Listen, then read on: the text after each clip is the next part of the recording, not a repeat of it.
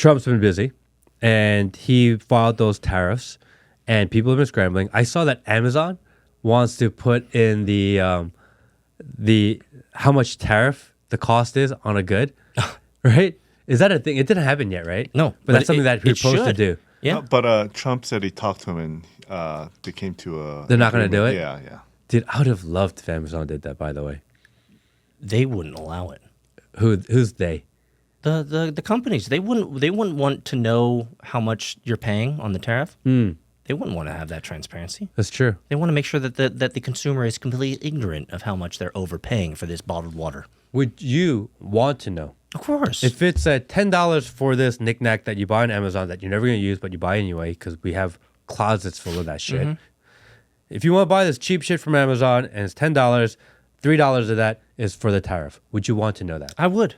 But the reality is those... Would it deter you from buying it? No. If you saw it? That's where I was going. And the reason is because we know that labels are, in most foods, are made up in fictional, notional, and not completely true. So when they say they're truly organic, the reality is they're not organic. Nothing you're eating is organic. Well, you think it's organic, but the reality is they still put, baby fetuses in the fertilizer for that peach that you ate. So guess what? You're still eating meat. Someone gave me the most interesting idea today.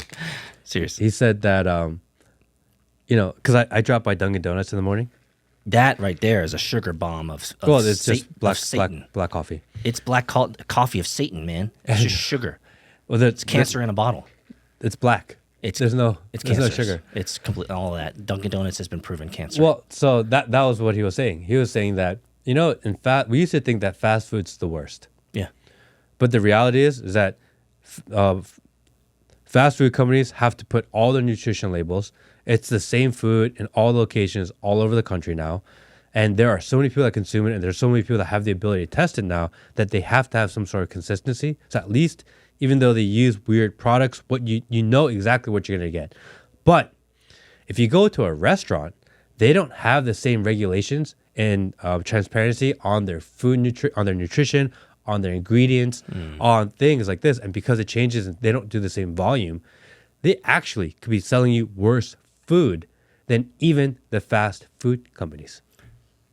Not wrong. However, I would say from a scale, if we were to compare at scale, the fast food companies are doing clearly more irreparable damage to the human population than your local Chinese restaurant who gets their oil from their backyard refuse that is runoff from the mechanic store next door. Or we've seen their shit. You get some General Tso's chicken and you find out that chicken's from like 3 months ago. Not wrong.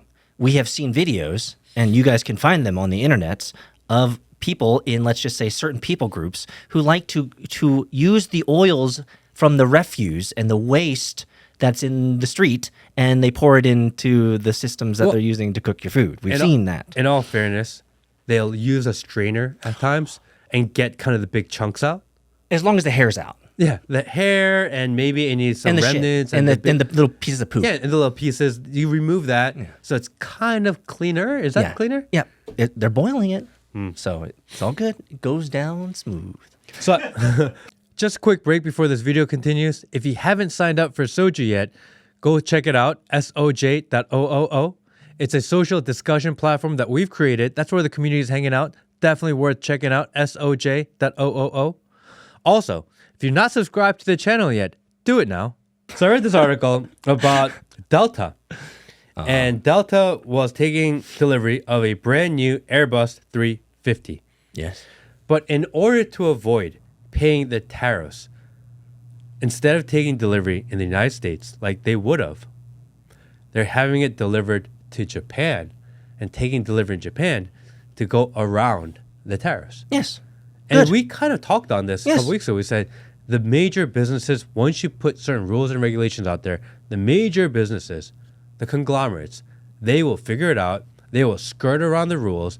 And the only people that actually get hurt and end up paying the taxes are like the medium-sized companies, the small-sized companies that don't have the ability to receive delivery of my billion-dollar airplane Yes. in Japan. Yes.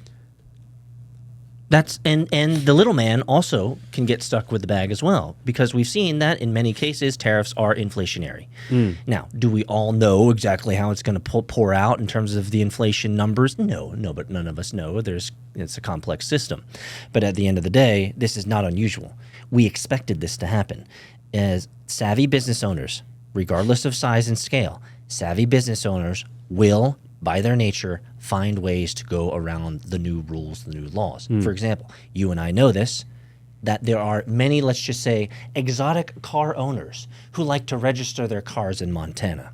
This is not an illegal thing, but certainly at scale, it can save you lots of money.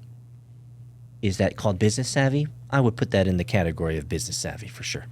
But then what are the point of all these tariffs? If they're all the major businesses that do the most volume don't end up doing the tariffs anyway, what are we doing here? Because it's a probability consideration. All right, the probability that the vast majority will concur, concede, and accept the tariffs and the tax hikes will assent to it and accept it, and it will make some sort of effect on the overall economy. Those who are savvy and have the sophistication to go around it are the small percentile of that overall. So that's just the game. It's a probabilities game. I mean, let's be honest. Are you making economic unit economic decisions in your business because of tariffs? Yes. Well, then you're a business savvy individual. You know what I'm not doing? What? Not making any decisions based on tariff considerations in my business. Why? I don't give a fuck. Because I don't have to deal with the let's just say supply chain, logistics, and tangible assets and items. I'm not in that business. I'm in the digital business. Hey, well, in our lighting company, are the tariffs affecting us? Yes. They are, right? Yes. Our price of goods are going up. Yep. Yes. Will's been on top of it for us. Yeah, so it's affecting your business, but it's not affecting my business. And the last time around, in the first Trump presidency, when this happened, the factories we work with, they just moved their manufacturing to Vietnam to get around it. Or Malaysia. Yeah. You know? But the reality is that product that comes out of Vietnam and other places, it's just not as good because they don't have the competency nor the experience or the skilled labor to do especially a lot of electronics products.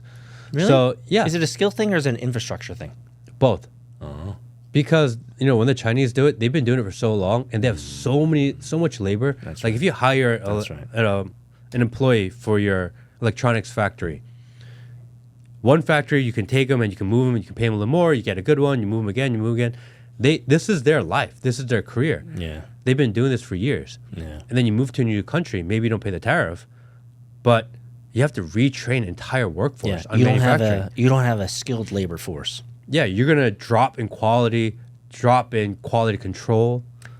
At least on the upward swing, right, of growth, Correct. for sure. Yeah. But then by the time they ramp up, they're like, oh no, we're going back to China. They're like, oh damn it. You know? And I've seen videos of many business owners on the internet, especially from China and the East, who are saying, "Oh, tariffs are, I don't know if I can pay my people, or I had to send my people home on the weekend, and we can't pay them." So it is affecting many different types of manufacturing, logistics, and supply chain systems for sure. And I saw that Trump's favorability rating is really low. Are people? I think the expectation for what Trump would do is like so high that maybe they set up too high because no matter what he did, it'd be a disappointment. That's kind of the benefit of the doubt. That everyone thought the world would change immediately. It's not. And we actually talked about this right after the election. Like, dude, like, whoa. It doesn't happen day one. At the same time, really not performing. Well, you know? Can I offer this vantage point? Yeah. I feel like we peaked too early. You know what I mean? Like, literally, if this was a game to be played and a stage to be set and a scene that is manufactured by the puppet masters at play, I would say that they used up all their ammunition to get Trump elected. He got shot in the face. He got, a golf course. There was another, there was so much to get this man across the line that now that he's across the line, it's like a whole type of letdown. It's like, we just used up all of our best ammunition to get this guy across the line. How the hell are we going to sustain this guy for 4 years? Yeah. And why am I saying it like this? Because Trump is an entertainer. And to stay relevant in entertainment, you have to keep entertaining. Trump ain't entertaining right now. Right now, he's kind of falling into different time, different master, same shit.